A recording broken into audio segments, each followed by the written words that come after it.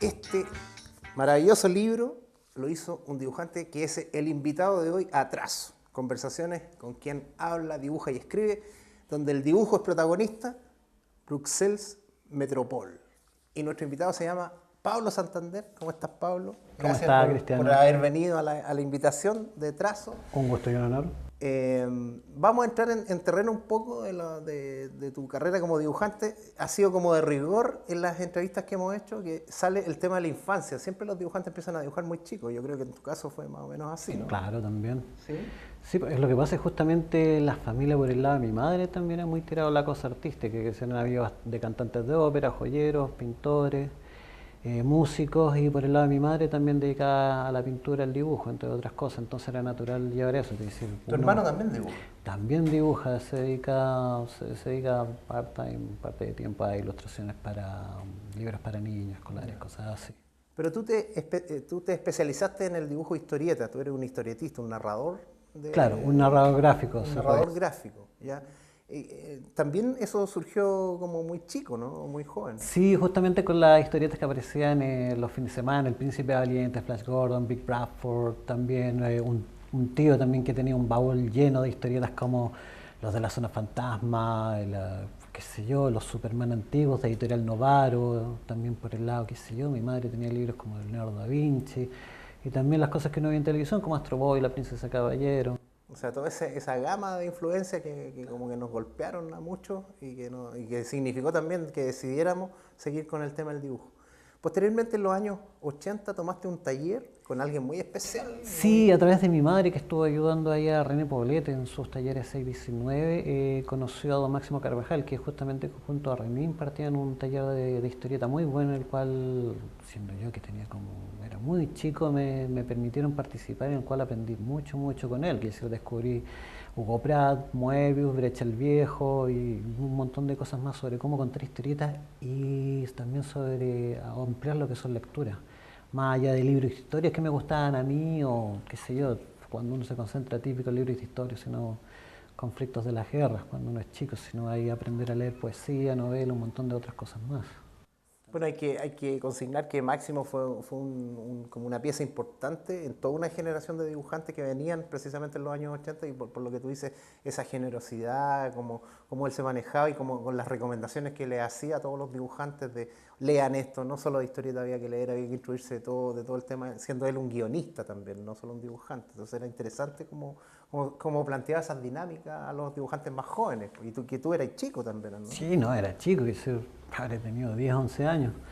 Y claro, era justamente, bueno, yo ya lo conocía por cosas que hacía que hacía el Axo, sino antes en el Mampato también, que también era un excelente referente. Ahí uno veía no solamente Mampato con Temo Lobo, las historias con Eduardo de Castillo, Jorge Castillo, Máximo, sino también cosas como Blake y Mortimer, mucha cosa belga también por ahí.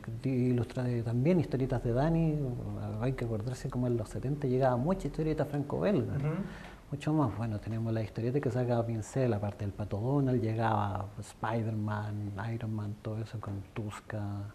O sea, era imposible no leer historieta en esa Claro, época había una y cantidad. en papel, Y en digamos. papel ya habían buenos autores también, el Pato Donald, y verlo por Karl Barks y todo eso era genial.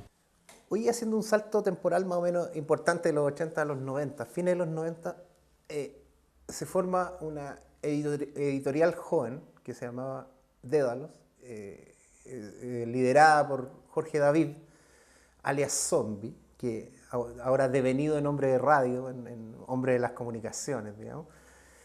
Y ahí tú hiciste una historieta que a mí me pareció bien interesante, a medias con un guionista llamado Miguel Higuera, que se llamaba Medianoche, que era la historia de Oriana Mendoza, se llamaba como una policía. Sí, ¿Sí? tú te acuerdas mejor que el nombre de Claro. que yo. Sí, era una especie de tríptico policial ambientada en Santiago en los 90, que yo le di un rasgo estético un poquito años 70, y era reconocer un poco, de mezclar un poco el Santiago que uno reconoce, es decir, ver el barrio Santa Isabel o el Hospital Salvador, mezclarlo con algo un poquito de índole paranormal, por ejemplo, Ya. de psicópata. A mí me encantó mucho la historia que escribió Miguel Higuera. Ya. Y salgo yo ahí dibujado como uno de los Claro, malos, parece, salen ¿no? Cobal y claro, salen como hermanos en el crimen. Po. Y ese fue como una recomendación del guionista que dibuja a estos que... Claro, es que un poco lo editorial porque también está como la infancia del Pato Giro. Po. Claro. También había salido a través de Dédalos. Claro. Eso yo me acuerdo muy bien que la posibilidad, que yo creo que fue como un sueño para todos nosotros, poder tener un estudio donde compartíamos con otros dibujantes. Entonces, tú estabas en uno de los estudios, yo estaba en otro, estaba Ronnie Tobar también. Y ahí todas esas bromas internas que salían, así los chistes, los dibujitos que se hacían entre todos, eran como bien sabrosos también. Pero lamentablemente después la editorial se acabó, así como que el golpe de realidad nos llegó demasiado fuerte y ya no hubo más editorial. ¿Qué pensáis tú un poco de eso? ¿Qué hubiese pasado si Medianoche hubiese seguido? O sea, había como mucho material como para seguir trabajando con el personaje de la policía y esas cosas. Yo pensaba que esa era una de las buenas historietas que los tenía, por ejemplo. Sí, bueno, hay que ver también si es que hubiera pasado. Una vez quizás hubiera continuado, quizás un tríptico más, no sé, eso, o quizás un otro proyecto. Hay que contar que quedó mucho proyecto ahí también, quedó pospuesto sin poder salir, cosa en que también participaba Mauricio Herrera y también Gabriel Rodríguez, que no alcanzaron a salir. Ya, eso no sabía, por ejemplo. Por ejemplo, hay varias cosas de historietas que estaban preparando, así que, claro, con el declive de la editorial no fructificaron. Qué difícil, ya era un momento difícil para la historieta y hacer una editorial con esas características también fue una cosa compleja. Oye, una cosa que me llama la atención en tu trabajo historietista, tú siempre, o lo que yo he visto, siempre trabajas con guionistas, o sea, hay una cosa de trabajo en duplas, ¿ya? ¿Cómo fue la dinámica, por ejemplo, en Medianoche? ¿Cómo te entregaba Miguel los guiones y cómo lo conversaban un poco? ¿O te entregaba un documento que después tú reproducías, no?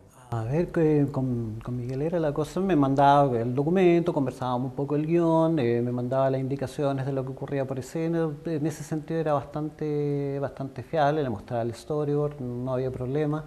En donde quizás donde se perdía el control era, como estaba también la idea de la editorial, hacer como una especie de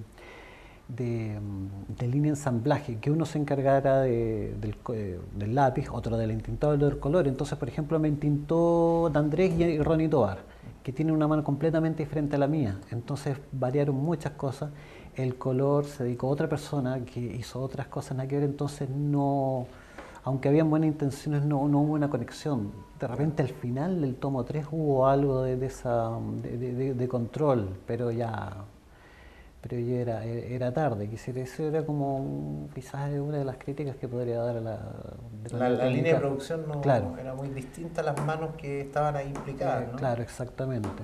Por ejemplo, a mí me tocó hacer el storyboard de Catboxing, por ejemplo, ¿Ya? que ahí funcionaba más porque de André es mucho primer plano. Entonces lo que hacía yo era preocuparme más de la narración, fondo, eh, crear una ambientación y lograr que la narración fuera más breve y fluida, por Ya. ejemplo, en un principio.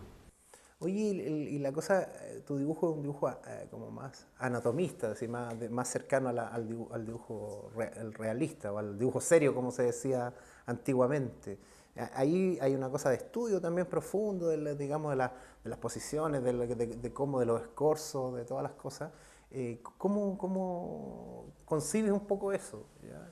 Bueno, eso va un poco con las referencias que uno tenía. Es decir, había de parte un libro grande, Leonardo da Vinci, que tenía, y aparte estaban los dibujos animados de Astro Boy y La Princesa Caballero, que eran dos fuertes influencias, y eso se nota de mayor o menor medida en cuál historieta. Es decir, lo que hacía, por ejemplo, lo que se nota en otras cosas, por ejemplo, lo que hacía para Bélgica años después, o si no, lo que hago, por ejemplo, la historieta web a Tom Candy que hago con Sergio Mira, son dos aspectos, uno primando por sobre el otro.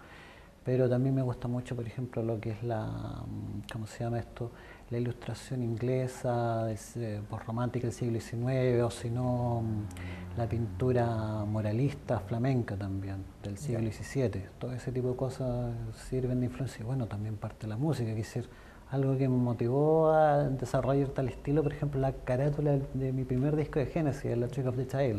Ya. Oye, mencionaste a Sergio Amira, que es un guionista también.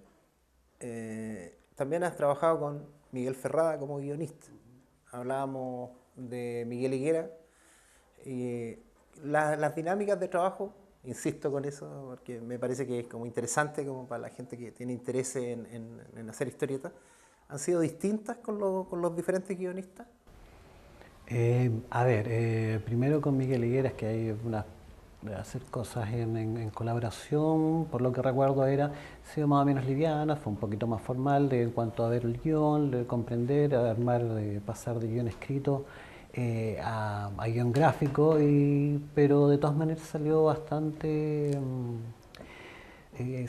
salió bastante rápido. Ahora con respecto con Miguel Ángel Ferrada, la idea, ya había una idea que era obviamente el personaje de Morty, y la idea de presentarlo como con la dinámica de una historia contada por diferentes personas, un poco como se cuenta Drácula, que es de manera colectiva y epistolar, un poco contarlo de esa manera, además pensando en que fuera un guion de la Hammer y de Roger Corman.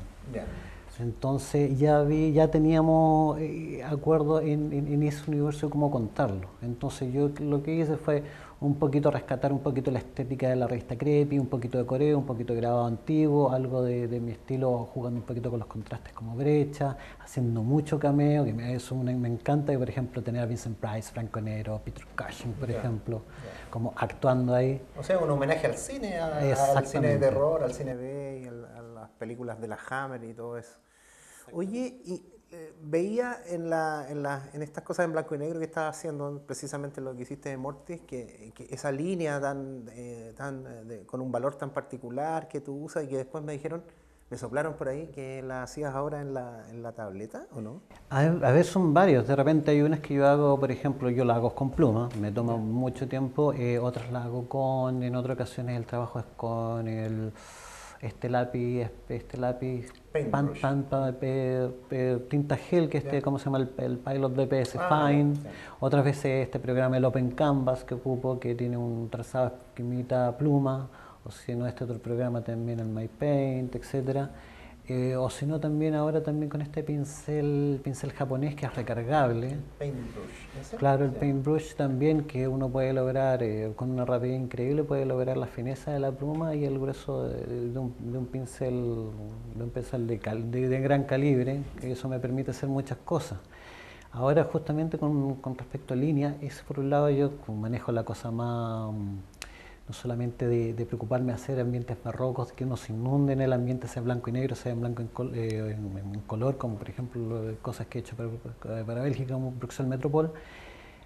También está por el otro lado el otro aspecto, que es de contar historias con un trazo más, entre comillas, más liviano, en ese sentido que aproveche que lo complejo de la historia llegue de manera más fácil. Por ejemplo, lo que hacemos con Atom Candy y con Sergio Mira, que ahí, por ejemplo, ahí me cuenta la historia, tiene que durar tal cantidad de páginas, y yo me lanzo, ya hay una dinámica que me permite que yo pueda dibujar inmediatamente, sin necesidad de que él vea story o sin que vea nada, un poco como el estilo de trabajo Marvel. Bueno, también hay una cosa, un vínculo de amistad también.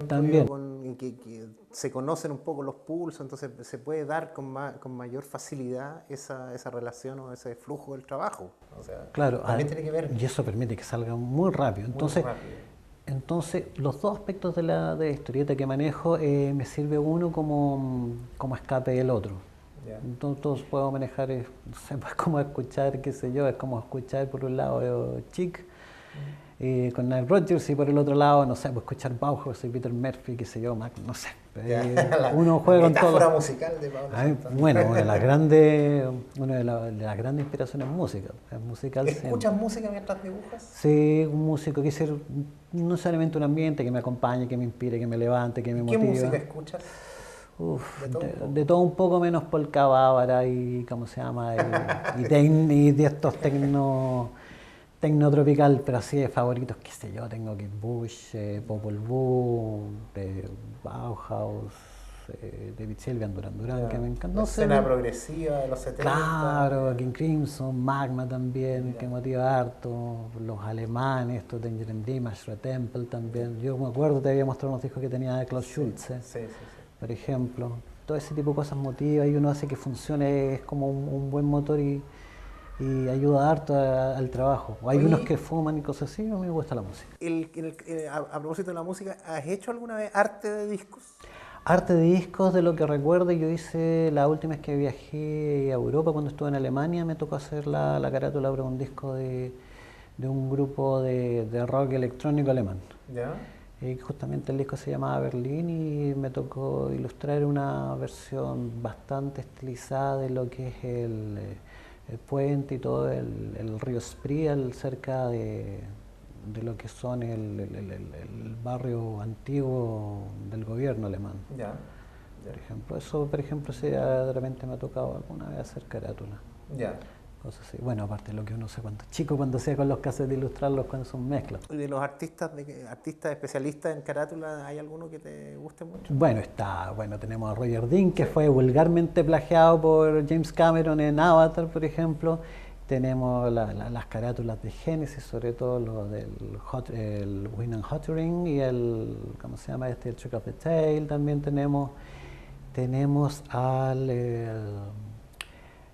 Karl Heinz, que hacía las carátulas de, por ejemplo, de Miles Davis, o John Hassel, o también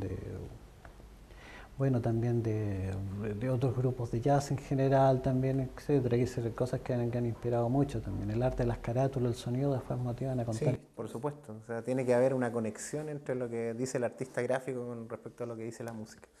Oye, ahora, aterrizando un poco en esta obra maravillosa, esta edición tan de lujo, belga, una edición belga, ¿cómo fue un poco cómo conseguiste hacer este trabajo, digamos? ¿Cómo te contactaste con el guionista? ¿Cómo fue un poco el vínculo que se estableció como para que tú te transformaras en el dibujante de esta historieta? Bueno, yo, a partir de mandar trabajo a un concurso de una editorial Glenat, el cual no llegó, no sé si no llegó, no sé qué pasó, pero así que aproveché el trabajo que tenía, que era un proyecto o algo de tipo onírico que tenía, una especie de un sueño, una ciudad de Berlín consumido por una selva carnívora, una cosa así. Eso lo dejé puesto, lo compartí en foros y portales de historietas franco-belga. Y hay un editor, un editor de Glenat vio que había potencial ahí y se contactó conmigo y propuso trabajar en un proyecto que tenía como para mostrar la ciudad de Bruselas, Ya. como de una manera romántica y que se pueda expresar tanto como es el espíritu de una ciudad, como normalmente hacían con Londres con Sherlock Holmes o con París con Adèle Blanc-Sec, cosas Ya, así, ya. pero Ahora Bruselas. Bruselas. Y ahí la dinámica cambia porque tú no conoces al dibujante personal, o sea, perdón, al Al guionista. guionista, sí, justamente lo que ocurrió, empezamos a contactar un poco por correo, por email, y ahí la dinámica cambia totalmente con respecto a los demás porque es algo estricto, es muy estructurado, no tan cerrado ni estructurado como sería como trabajar con Alan Moore, pero sí un guión que hay que seguir. El guionista vigila cada proceso, lo que es storyboard, lo que es entintado, que a veces se repetía como 3 veces completo el storyboard completo de una historieta, repetir cada vez lo que son los lápices, ya con lápices y a veces con tintas terminadas se tenía que repetir, después que tenía que pasar por su visto bueno lo que es color, en ese sentido es muy controlado cada proceso. Lo cual igual es complicado porque le puede quitar, a menos que uno ya esté con cierto pulso, le quita un poquito de expresividad a lo que es el trabajo en sí. Claro, porque digamos, lo que tú entregas tiene un pulso y después al corregir una vez puede tener un nuevo pulso que puede ser, o sea, no traicionarte, pero ya corregir 2 o 3 veces uno queda como medio en el aire también, así no saber ya después no sabes cómo realmente corregir lo que te están haciendo. Uno lo puede hacer lo mejor de uno, pero lo que pasa es que al contar lo mismo con la misma emoción es como cuando le piden a un actor repetir cada momento, cada vez. Hay quienes se acostumbran a cierto tipo de improvisación. Por ejemplo, una cosa que normalmente yo hago, la mayoría de las veces yo dibujo sin ni siquiera boceto, entonces ya hacer un boceto a lápiz, armar de cierta manera, de maneras muy específicas, justamente le quita un poquito la expresión del momento, que mantener la imagen fresca dentro de uno y poder plasmarla. Eso se tiende a perder un poquito. ¿Dibujas directamente con tinta? Sí. Sí, ahora a veces me permito usar un poco el lápiz celeste o el grafito, pero normalmente me gusta más lanzarme a tinta directamente. Oye, qué entretenida conversación, podríamos haber estado toda la tarde conversando sobre todas estas dinámicas de trabajo, el trabajar a la distancia también con el tipo casi al otro lado del mundo, escribiendo y tú y corrigiéndote y tú mandando los dibujos. Muchas gracias, Pablo, por haber aceptado la invitación. Un gusto por esta entrevista también y por permitirme compartir contigo mi trabajo y cómo se efectúa. Y espero nos podamos encontrar de repente en más ocasiones, así compartir lo que son en páginas de historieta y narración. Gracias. Y bueno, dejamos cordialmente invitados a todos para la siguiente edición de Trazo con un invitado tan interesante como el de hoy. Chao.